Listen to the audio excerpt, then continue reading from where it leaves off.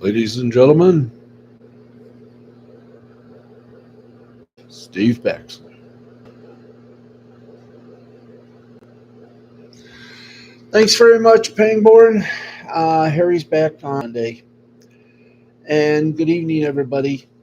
I wish I could say, well, I wish I could say a lot, but tonight I sort of want to do this monologue right here, right now, to explain something. But can you excuse me for a moment? I gotta fix a wheel. There we go. I wanted to do this show. I sort of hemmed and hawed about doing the show tonight because of what occurred this afternoon. Thank you guys in the control room. But uh, everybody saw it. You saw it live. You know what I'm talking about. If not, you're going to hear about it the rest of the evening, just not on this program. On this program, we're going to try, and I stress the word try, to bring light to a stunned populace here in the States. I don't know how we're going to do it, but we're going to do it because, well, even though it has put sports on the back burner in some cases, we have an obligation, and we're going to do our best to lighten the situation up just a bit with our sportscast. We're on the air. We're a little late. It's because I was still debating whether or not to do a show. I didn't consult our producer, uh, Matthew, the Wizard Nichols. I did not. I should have consulted. I should have told him what happened, but I did not. Failure on my account. Uh, should have told Jay as well, get his viewpoint. But I value both. But still, uh, I went ahead and I said, I'm going to do it because it needs to be done. Let's lift that up just a bit. Hmm, it needs to be done. We need to, well, in the words of former New York City mayor, now bankrupt lawyer and conspiracy person, you know him. We don't need to speak his name. We need to get back to work. So here we are, about to do a show about sports. Try to make you laugh. Sports and entertainment. Try to make you laugh. Try to make you smile in the face of what has to be a very tragic day here in America. So, enough of that. Let's get to this. We did our electronic board. We shut that down immediately, but we just want to say we're glad you're safe, Mr. Trump, and whomever shot you, may he be, whoever tried to shoot you, I should say, whoever tried to shoot you, may he wind up in the darkest, dankest part of hell with no light, no noise, nothing. Anyway, let's get to it. The U.S. women's national team's identity has almost always been latched to an attacking philosophy, and in the years since they disappointed in that respect at the Women's World Cup, the offensive effort remains a work in progress. Their 1-0 win over Mexico today offered signs of optimism, but was imperfect as the team put just 6 of their 17 shots on target, scoring just once thanks to Sophia Smith's 64th minute strike. The team was happy to collect another win as they build towards the Olympics, which for them begins July 25th against Zambia. But even as they showed glimpses of their potential at Red Bull Arena, the group admitted that the finishing touches of their attacking game plan need to be added. They need to be discussed. Quote, I think we lost a little patience in the final third, Smith said after the game. I think we get excited when we get in there, but maybe one touch too many, one pass too many, and me personally, I should have finished a few chances to put it away to begin with. But that stuff, it's just fine tuning. We have another game against Costa Rica, and I have no doubt that the stuff will come, but I'm really happy with how we played. New coach Emma Hayes, who took charge of just her third U.S. women's national team game on Saturday, is focusing her efforts on ensuring her team's attack is multifaceted.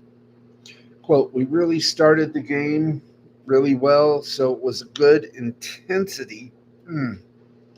So it was a good intensity, great chances. I think we rushed that play a little, and the intention is good. I can't criticize the players for that, but it's teaching them the right moments, when to progress, and when not to progress, and then in and around the penalty box, how to access the right spaces in the right moments at the right time. It's going to take a little, and I'm going to tell you what's up in my dear. Aye, that is bugging me. There we go. When to progress, when not to progress, and then in and around and at the right time. It's going to take a little bit of time, but we made an adjustment at halftime. I thought the team reacted. Hey, we're in the wrong place. Come on, guys. Thank you. No, that's not what I wanted. Come on. Okay, let's just go to it. Thank you. Try again. Hope you all are doing okay. Matt, Ed, and Eddie, how are you? Great to see you here. Uh,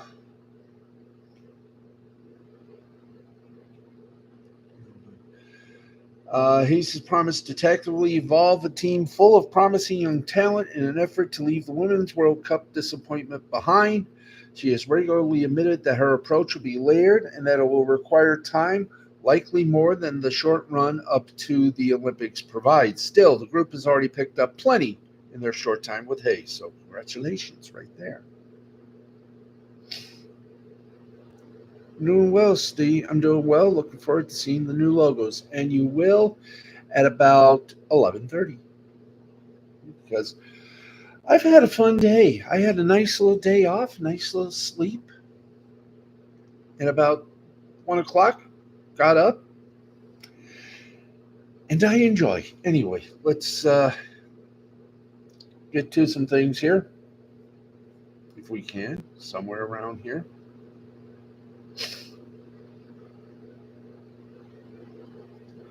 Okay, the Summer League, the NBA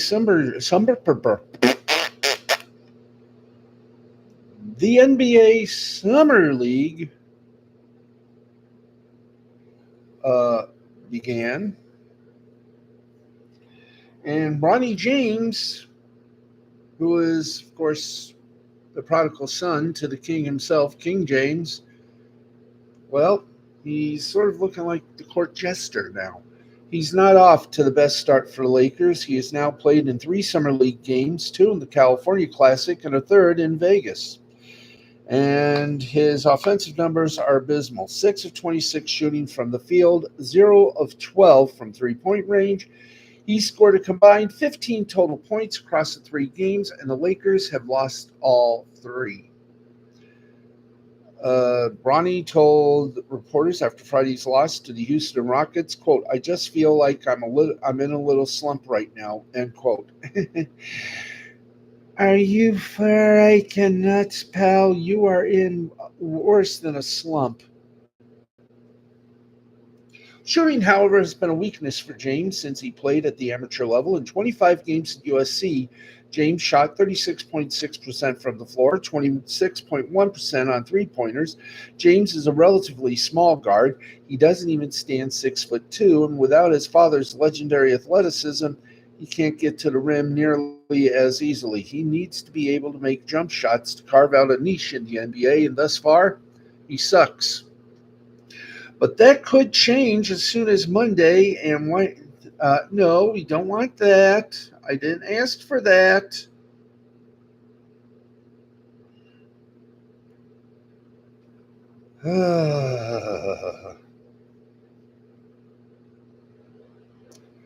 We'll try that. We'll try again to pop up the right story. There we go. I don't know what's wrong with our teleprompter here, but it'll soon be history. Not the teleprompter, but the mistakes. Okay. That could change as soon as Monday when the Lakers suit up again to face the Celtics. But developing his overall offensive game will be a process measured in years, not single summer league performances. James acknowledged that his growth may need to come at the G League level and said that he will accept any assignment given to him by the Lakers this season. He'll accept it. We're not sure his dad will.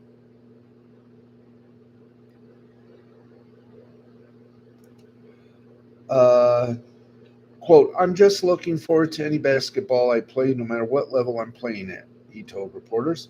James has already flashed the considerable defensive upside that made him a valuable NBA prospect. He's deceptively strong for his size and navigates the court well.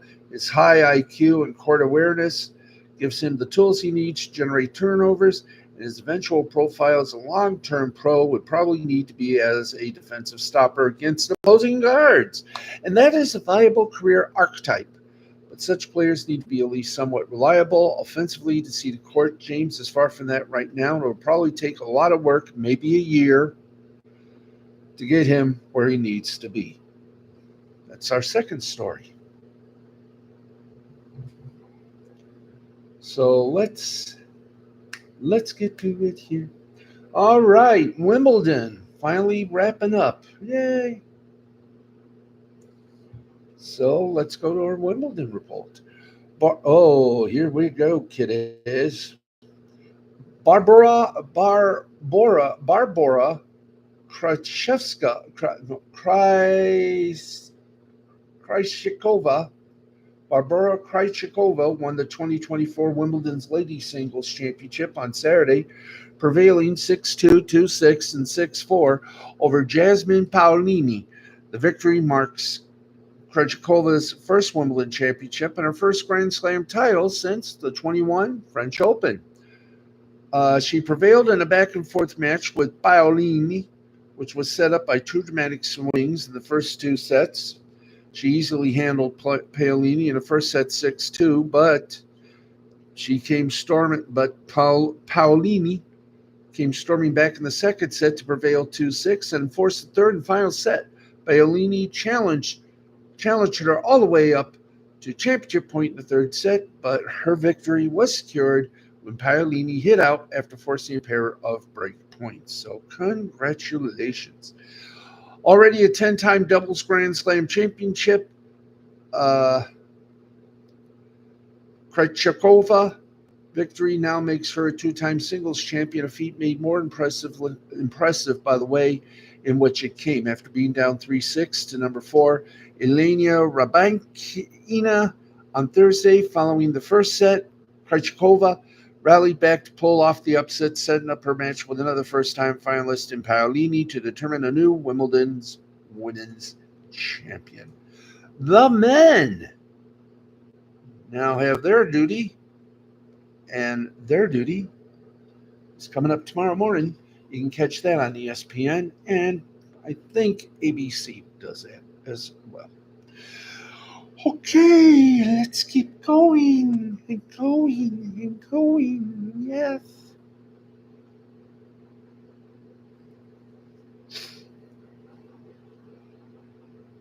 And just get ready here.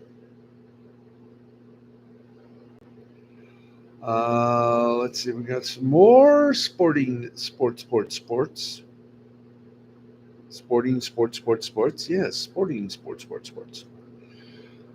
Sorry for the silence, but of course, MLB, Major League Baseball, is on its All-Star break, so very few things are happening right now in the world of sports. We'll do this here right now. Hi, Leo. The NBA is honoring the memory of Jerry West in this year's Summer League, revealing a courtside seat reserved for the iconic LA Laker point guard and longtime face of the league. West, one of the greatest players in NBA history and the basis for the league's logo, died last month at the age of 86. Along the baseline of the Thomas and Mack Arena in Las Vegas, a special seat was designated for West with a T-shirt bearing his likeness and declaring him as the soul of the Summer League, while also featuring ice cream from Dairy Queen, his personal favorite Summer League treat. West was a frequent fixture at the Summer League as part of his work as an NBA executive for multiple teams. The start of the Summer League on Friday opened with a video tribute to West, as well as remarks on his life and legacy in pro basketball. Okay, we're building up, folks. We're thinking basketball. We're thinking basketball.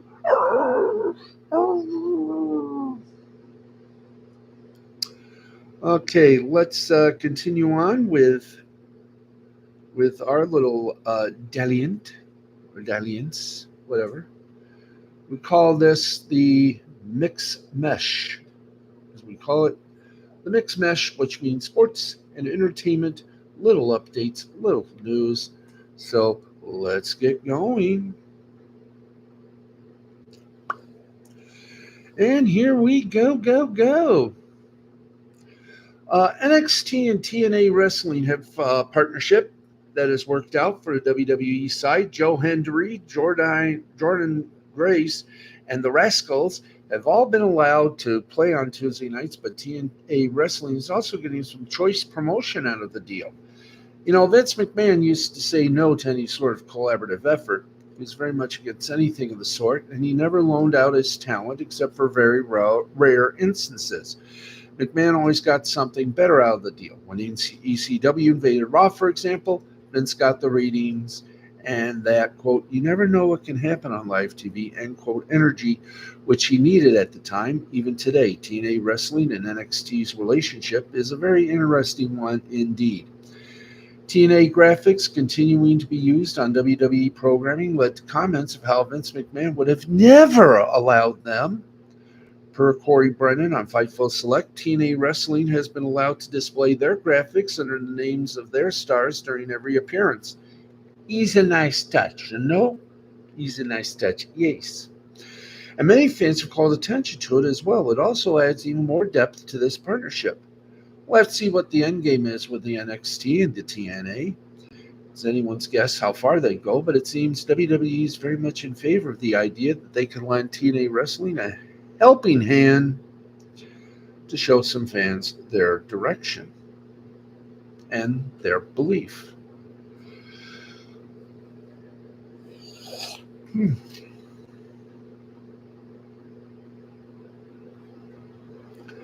Okay, let's rock and ride here. Entertainment news: Warner Brothers Discovery has been debuting its newer IP-based series on Max for the past few years in an effort to make it the one to watch. But the company is now switching things up with a big plan to rebrand multiple projects as, wait for it, HBO shows. Though The Penguin and Dune Prophecy were both initially billed as Max originals, Deadline reports that Warner Brothers Discovery will now market them as HBO originals, as part of a larger effort to differentiate what kind of content is released under the two brand umbrellas. Now the shows will premiere simultaneously on both Max and HBO, the way the other big tentpoles like House of Dragons and Succession have in the past. This always kind of seemed like a given because of the success of the Batman and Dune franchises and CEO David Zaslav's professed desire to flood the space with IP riffs.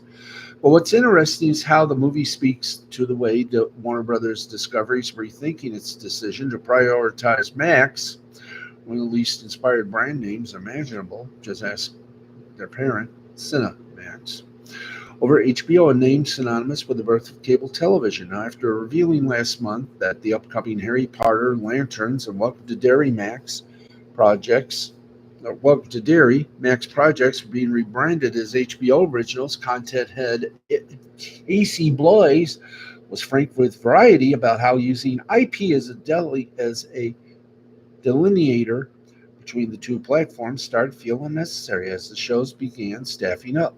Blois explains that in many cases, the creative teams behind this new crop of shows were using the same methods, the same thinking, as those who have worked on traditional HBO shows. That track given how many HBO veterans are in the mix for Harry Potter and how Damien Lindelof's of Watchmen fame Lanterns will take cues from True Detective. Now, despite Zaslav's best efforts, a lot of people still think of Max as HBO, going through a truly wild identity crisis like a corporation struggling to find itself after its parent company married some weird guy. This pivot back to HBO proudly means that Max won't exclusively premiere WBD's bigger, more expensive new series and expects to pull in larger audiences. Now, that doesn't exactly mean that Max will be hurting for new material, but it does seem like Warner Brothers Discovery could have saved itself a lot of time and money by sticking with what's been working. And agreeable, we are. In other entertainment news, if you purchase a legendary rock and roll band, the Zombies, have canceled upcoming tour dates after founding member Rod Argent suffered a stroke. Argent, the keyboardist and primary songwriter for the Time of Season group, was hospitalized with a stroke after celebrating his 79th birthday in London with his wife of 52 years. He was released the next day, but doctors advised him he will need several months of rest and recuperation, the Zombies management said. Rod has asked us to convey that he has made the very difficult decision to immediately retire from touring in order to protect his health, the statement said Thursday. He was already preparing to wind down his live performance schedule after health scares on recent tours. However, the stroke was an unmistakable warning sign that the risks are too great. The Zombies had one upstate New York concert scheduled on the planned farewell tour, but the September 21st performance at Bearsville Theater in Woodstock is now canceled. Argent still plans to continue writing and recording with the Zombies, management said, and he has already been back at his piano for some much needed Bach therapy. Oh, puns. We miss you so.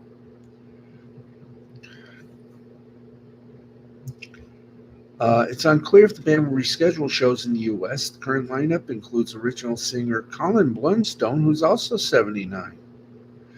The Zombies Begin Here festival is still scheduled to go on November 8th to 10th in St. Albans, UK. The fan weekend aims to replace the scheduled Zombies performance with a special show honoring Argent. Um, and there you go. So we wish him well on his recovery.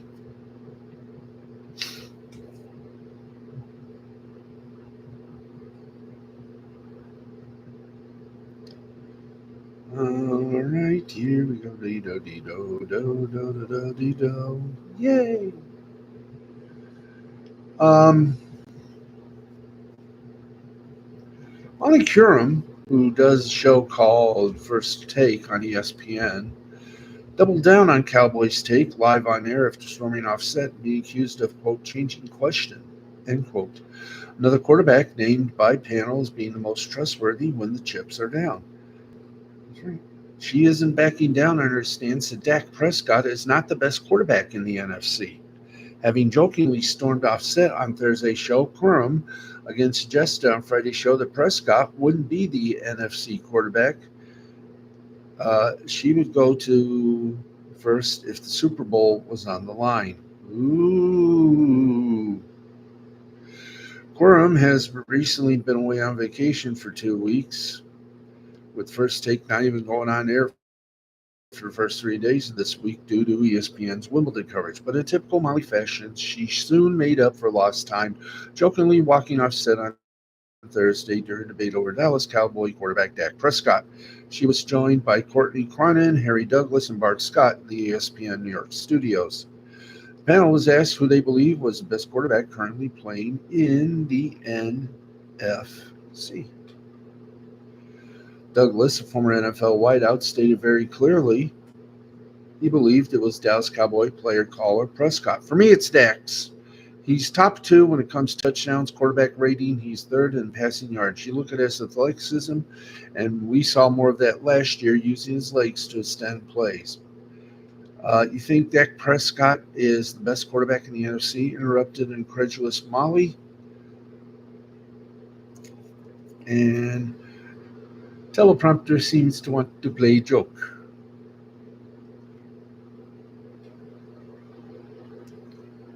Okay, where's the rest of the story, guys? Come on. Okay, we'll come back to that story when it appears, if it appears.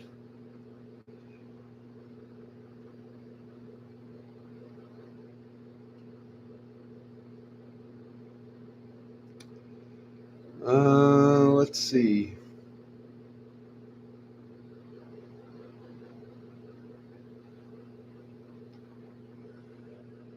Here we go. We're just a few months away from the debut of The Penguin, a new live-action HBO series that hopes to recapture magic of 2022's The Batman. The spin-off series has already teased its gritty world of crime across multiple teaser trailers, and now it is employing a familiar tactic. On Thursday, the Ratatalala website from the Batman was updated for the first time in years, offering a new puzzle just as it did in the lead up to the movie's release. The website shows a string of instant messages between anonymous criminals hoping to link up at the Iceberg Lounge, which is Penguin's base of operations. In the comics, completing the puzzle will grant fans access to reserve passes for Penguin's pop-up activation event at this month's San Diego Comic-Con 24. Plot details surrounding the Penguin remain under wraps, other than it's being referred to as the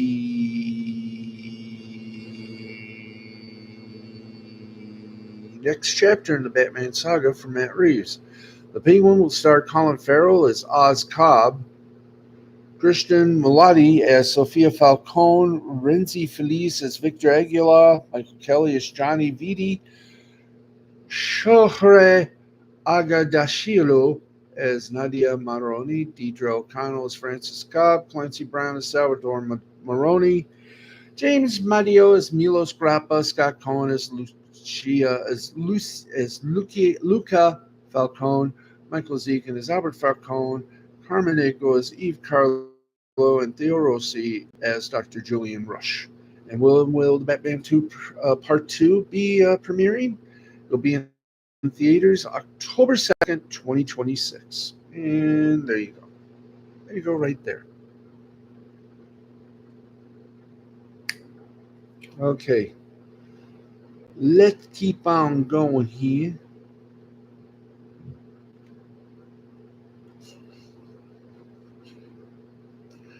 Uh, Here's a little sad news. Jerry Jones lost another one. Not cowboy or anything, but Jones filed a countersuit against a woman and her mother, accusing them of violating a contract they entered into with him in '98. Here's why. A civil case between Jerry Jones, a woman claiming to be his daughter, and her mother appeared to be headed to a jury trial after a judge ruled that a settlement agreement Jones claims the two entered into and then violated is a valid contract. The two women, Alexandra Davis and her mother, Cynthia Davis Spencer, entered into the agreement with Jones in '98. A copy of the alleged agreement submitted with the initial countersuit claims Davis was contractually prohibited from suing Jones to establish paternity and was required to keep the facts and terms of their agreement confidential. Jones claims that the contract was violated after Davis brought forth a defamation suit against him in which she claimed Cowboy owner falsely painted her as an extortionist who was trying to shake down the Jones family for money after she claimed Jones was her biological father. That case was dismissed in March by a judge. According to the court document, both Davises argued the agreement was not valid as there was no meeting of the minds in the formation of the contract. Because Jones couldn't recall details of the contract in his deposition and hadn't seen him personally until a few years ago. Defendants may impeach or explore inconsistencies with regards to Jones's knowledge of certain details of the settlement agreement on cross-examination, but his inability to recall certain details about a contract signed by his agent more than 2 decades ago does not invalidate the contract, the document states. And it goes on to say, well, let's put it this way. Jerry's in a big heap of trouble and a big mess. Yeah. Ooh. Oh, Charles Barkley, you had a lot to say, don't you? But you got no Turner Network shows to say him on.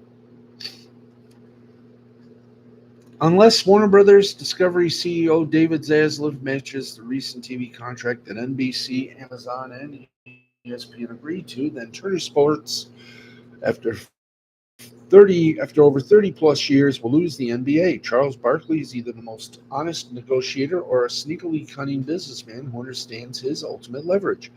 Barkley has been adamant about not wanting to break up the inside the NBA crew, regardless of the financial compensation. In a recent interview, he expressed why he wouldn't want to work for another network. We all know why. Let's see. So there you go. There goes the lesson. There goes the lesson.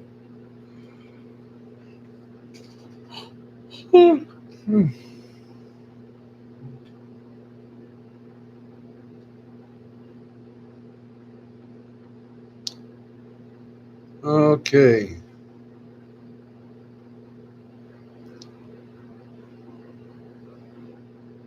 What else here? Let's go to. Let's give you the AEW Live Rampage resultados. Oh, we did that already, didn't we? What about the live? It wasn't live. It was on tape. We're talking Collision. What about Collision? Huh?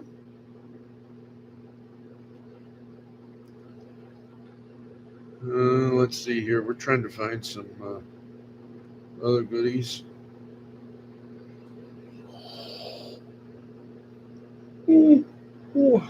Excusez-moi. Michigan football added another quarterback to their program.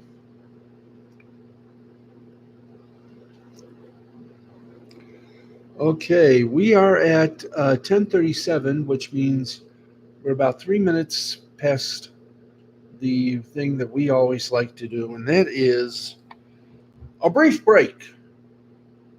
And we will come back with a brief break in a few moments. We will return.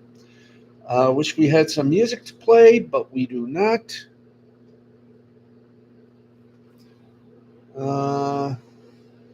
We will be back shortly. I'm going to get me a drink. I have my bottle right here. Moo. So I'll be back in a second, gang.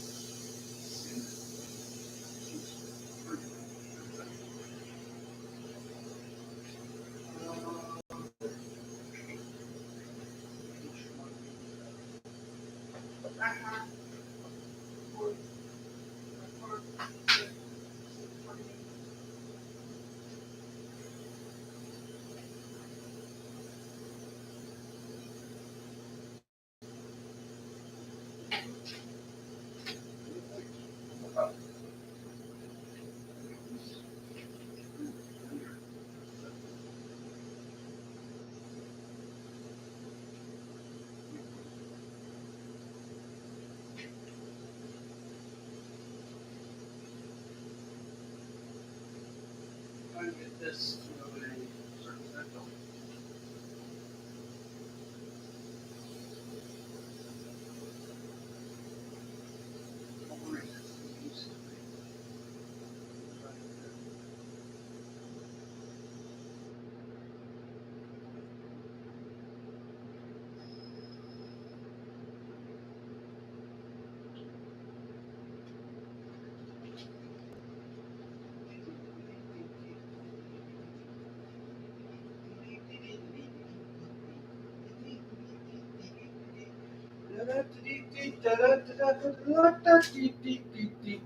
Shave and a haircut, 2 bits. All right, we're back.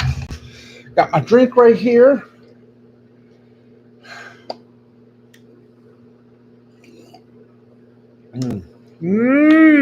Nice. Oh, God, is it nice, nice, nice. Oh, yes. It is. It is nice to be nice to the nice. Yes. Okay, we are at 10:41.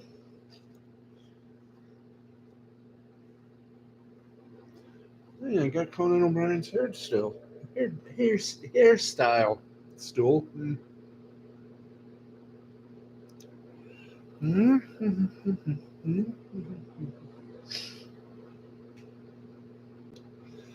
Uh,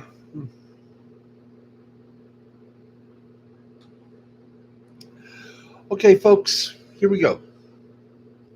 Back to business. Back to something we do here frequently, oftenly.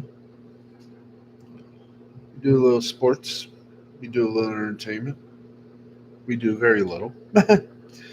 Anyway, hey, two people. Everybody, please um, join us. Mark, hit that like button. You know the drill. Hit the like button and enjoy this very warmth that our show gives you.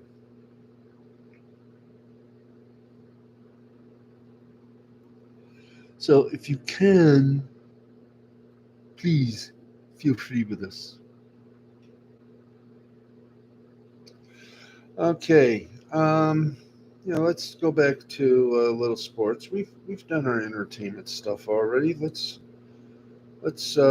lump a bit of sports into what we do here and give you some scores, and then we'll say our good nights to you. Should be fun, shouldn't it? Anyway, a couple of sad notes to report on. First off, Richard Simmons, the eccentric fitness guru who became a pop culture icon in the late 80s with not only his sweating to the oldies VHS tapes and exercise acumen, but also was a part of the cast of General Hospital, has died at the age of 76. Simmons was found dead on Saturday when police responded to a 911 call, according to an ABC News report, which has been confirmed by multiple outlets. Indications are Simmons died of natural causes. He celebrated his birthday on Friday. He was known for his often outlandishly sparkling workout outfits and relentlessly positive nature. After struggling with his weight as a child and teenager, Simmons, born Milton Teagle Simmons, would go on to open his own gyms in the 70s, catering to a less athletic crowd, not only swept up in the fitness world. As a result of his initial journey into fitness, Simmons claimed to have lost more than 120 pounds. The 1988 release of the original Sweat to the Oldies became the highest selling fitness VHS of all time, grossing more than $200 million. Not people, but dollars. Simmons disappeared from the, excuse me,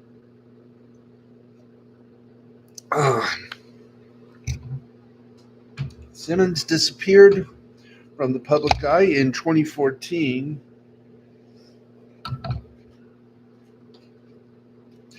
And he has not been seen outside of his mansion in Beverly Hills, California since 2017. Much speculation surrounded Simmons' sudden reclusive nature, spurring podcasts, documentaries, and a slew of rumors. Simmons occasionally participated in audio interviews over the past few years and posted somewhat regularly on his X, formerly Twitter account. Richard Simmons, 76. We shall remember thee. And another personality also passed, and we shall mark that as well. Give us a chance to mark Paul, John, Ringo, and George.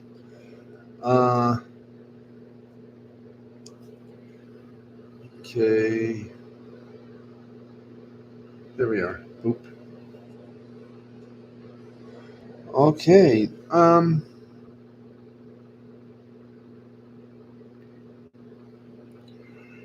Ruth Westheimer, Dr. Ruth Westheimer. As we wait for the report to sink in. Internationally acclaimed sex therapist Dr. Ruth Westheimer, who tore down taboos with her open, non-judgmental, and good-humored public conversation about human intimacy, has died. She was 96. According to her longtime publicist, Peter LeHue, Westheimer died peacefully on Friday at her home in New York City. The cause of death not publicly shared, but I will tell you this, I have a feeling natural causes. Westheimer became a household name in the early 80s when she was in her 50s for her frank approach to discussing sex on her popular late-night radio show, Sexually Speaking. She continued her work on TV with the Dr. Ruth Show, which by 1985 attracted 2 million viewers a week. She also shared her knowledge in dozens of books, including Dr. Ruth's Guide to Good Sex and Sex for Dummies. On the web and in the classroom, she taught at Yale, Princeton, Columbia Universities, as well as Hunter College. Sex for Dummies, I thought that was a ventriloquist book. Westheimer was a proponent of safe sex who normalized the use of words. We are going to do those again. Thank you. Use of words like penis, vagina, and condom at a time when few dared to use these terms in public settings. She was an outspoken supporter of gay and abortion rights, catching fire from conservatives during the Reagan era for her stance. Anti-feminist leader Phyllis Schlafly criticized Westheimer, along with Gloria Steinem, Anita Hill, Madonna, Ellen DeGeneres, and others for promoting provocative sex chatter and rampant immorality in her 99 essay, The Dangers of Sex Education. Catholic firebrand the Reverend Edwin O'Brien was also a Westheimer detractor, labeling the sex therapist's work as upsetting and morally compromised. And also, where can he get a book? With a German-tinged English, the Wall Street Journal once described her voice as a cross between Henry Kissinger and Minnie Mouse. Okay, let's try that. Hello, my name is Henry Kissinger. Huh? Okay. Her diminutive stature, she was well under 5 feet in height. Westheimer approached her work with gusto and a sense of fun. She focused on reminding people that there is nothing to be ashamed of when it comes to discussing sex. Get some. You'll love it. And you'll want to share it with your friends. I'm Dr. Ruth.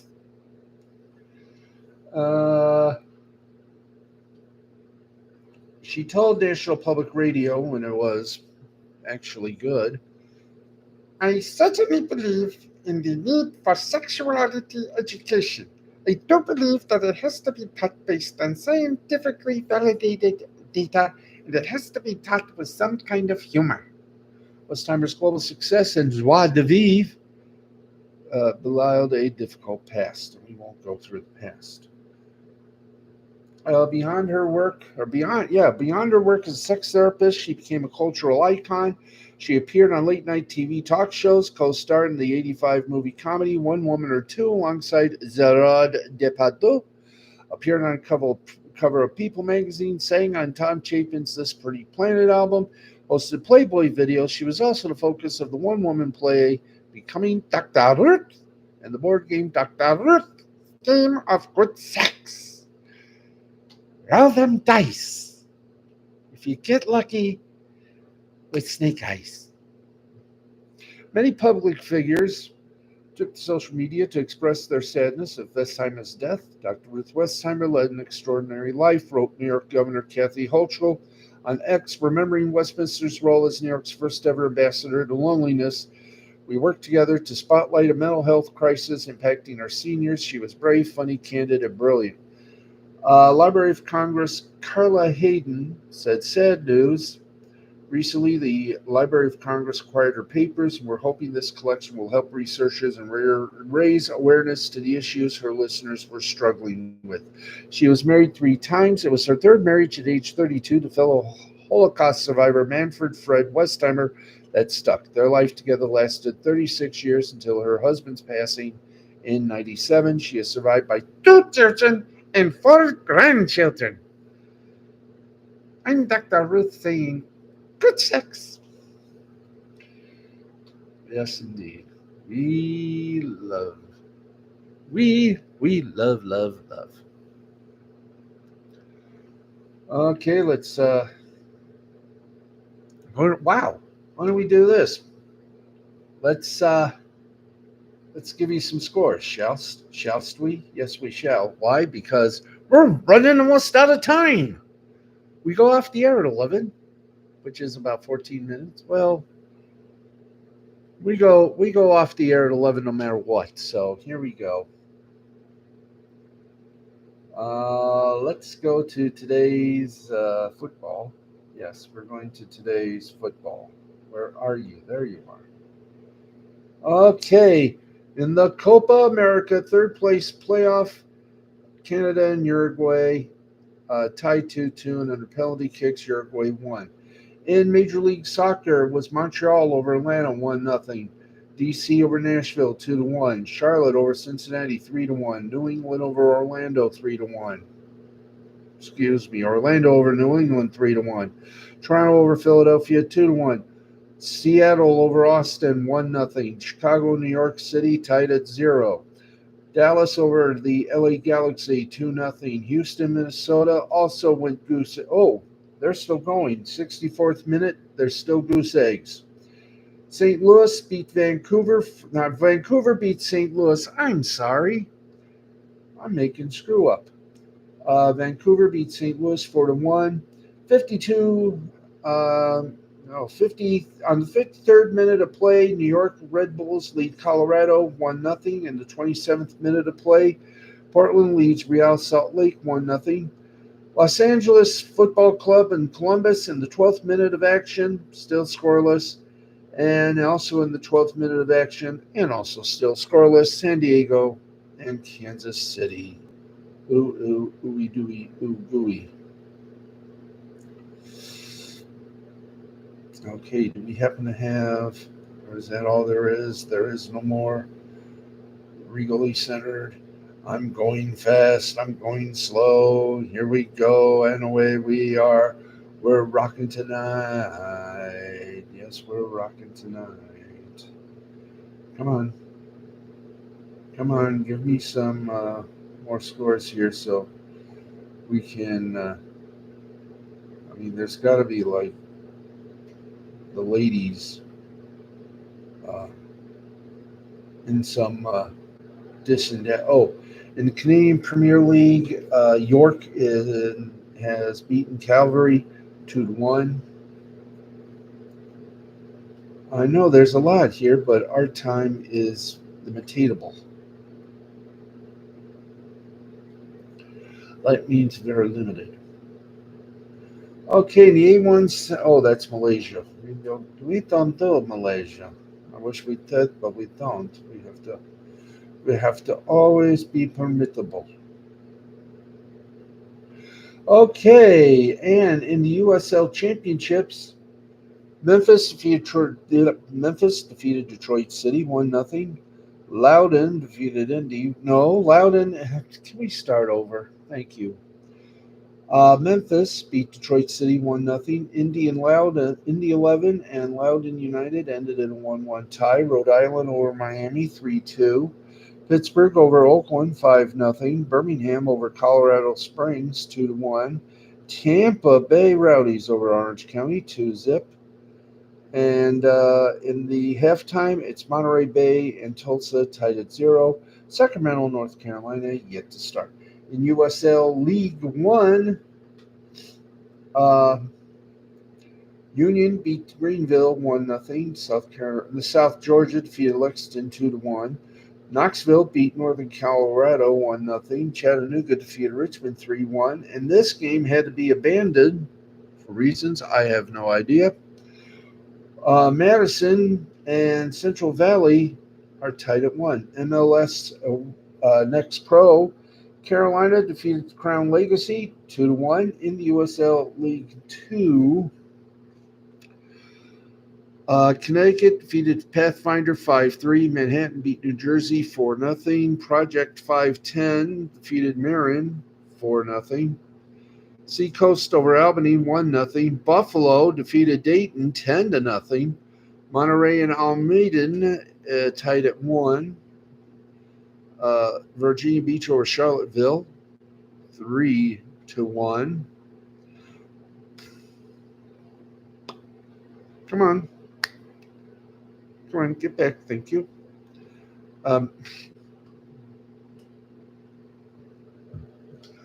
Boy, oh boy, oh boy, oh boy. We got about 4 minutes, actually 9 minutes. We're doing this on the live thing up here. You probably won't be able to see it, but this is how we tell our time. And we got about 9 minutes because we got on a little latissimo, a little late. Like we're doing right here. We're trying to get some stuff going here, there, everywhere. So we rely. But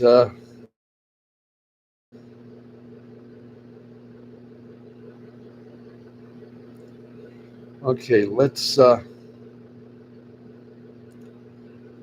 get to where we were supposed to be. I'm supposed to be at a bar right now. Just kidding. Okay, where were we? Seacoast, Buffalo 10, Monterey and Almaden tied at 1. Virginia Beach over Charlottesville 3-1. Fort Wayne over Kings Hammer 2-0. Lions Bridge over Virginia 3-0. Pecklentent Football Athletics over Nova 5-1. Salem City over Charlotte Eagles 3-0. Sarasota over St. Petersburg 1-0.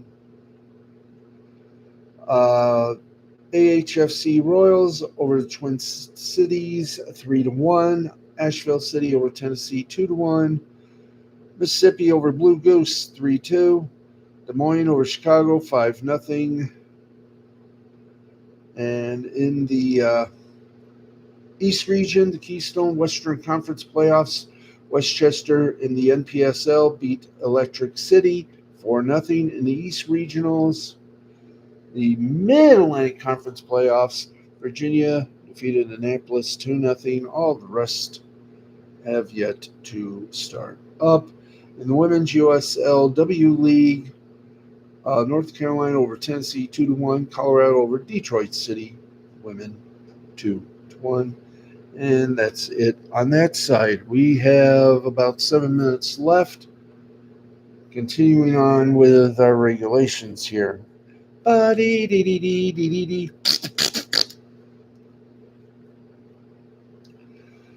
Okay, so here we go. Let's go for some b-ball, and if not, then we're doing that.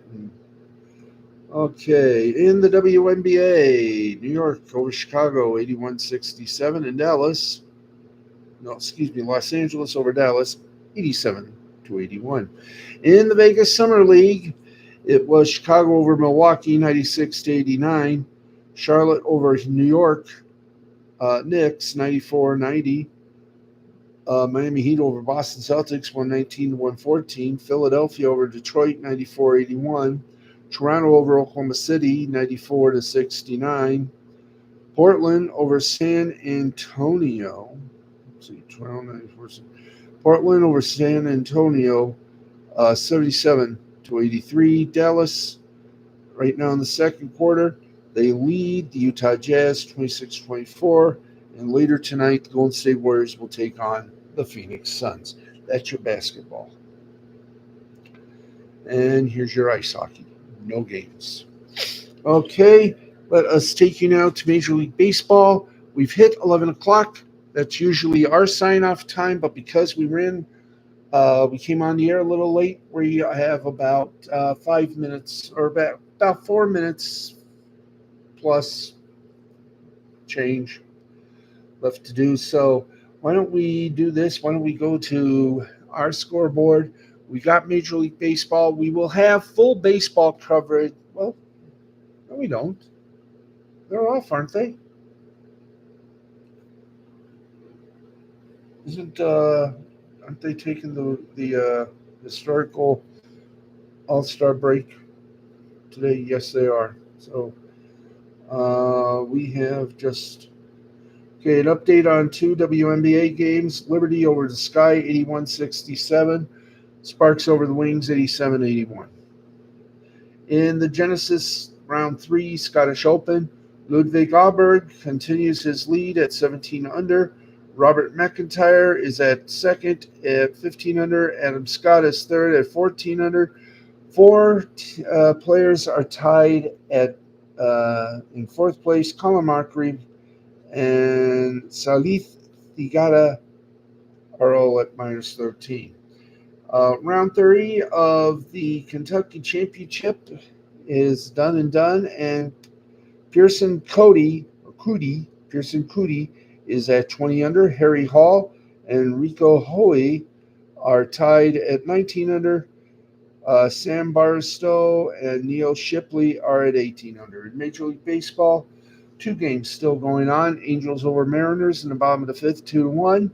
And the Diamondbacks over the Blue Jays in the bottom of the third, 3-1. Final scores in 10 innings: Tigers 11, Dodgers 9, Pirates 6, White Sox 2, Cardinals 11, Cubs 3, Yankees 6, Orioles 1, Phillies 11, Athletics 5, Mets 7, Rockies 3. In 10 innings, Rangers beat the Astros 2-1. Red Sox blanked the Royals 5-0. Nationals over the Brewers by 1, 6-5. Reds over Marlins 10-6.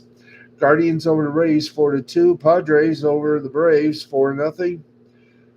Twins over the Giants 4-2, and the Cardinals over the Cubs 5-4. We got nothing more left except for in Mexican soccer and Liga Mexican soccer. In the 64th minute, Santos and Pumas are tied at 1. In the 90th minute, with 2 minutes additional, Toluca over Juarez 3-2. Leon over Pachuca, Goose Eggs. Necaxa over Puebla 4-1. Monterrey and Cruz Azul starts in about 7 minutes. And in Brazilian series, it was Cruzeiro 2, Bragantino, nothing to brag about, 1. And Cuiabá over Bahia, 2-1 final score. And folks, even with 2 minutes left, this has been another fun internet free-for-all. That's it for us. We want to thank you guys and gals for joining us and being with us. So let's go do it for my producer, or producers, if you prefer. My producers, Matthew the Wizard Nichols and Jay the Brain with 2 N's to avoid legal. Man, that's right, got to pause. I'm Steve the Baxman Baxley for everyone here. Thank you for doing this. Thank you for watching this, and we'll talk to you all tomorrow, same time, same place, right at 10 o'clock on the spot. Thanks, everybody, for joining us. Good night. God bless. And we'll talk to you on Sunday. This has been a presentation of Mystifying Creativity Productions, Incorporated in association with the L2C Media Network. Thanks for joining us live from our studios. Good night, and let there be peace and happiness throughout the world. Good night, everybody.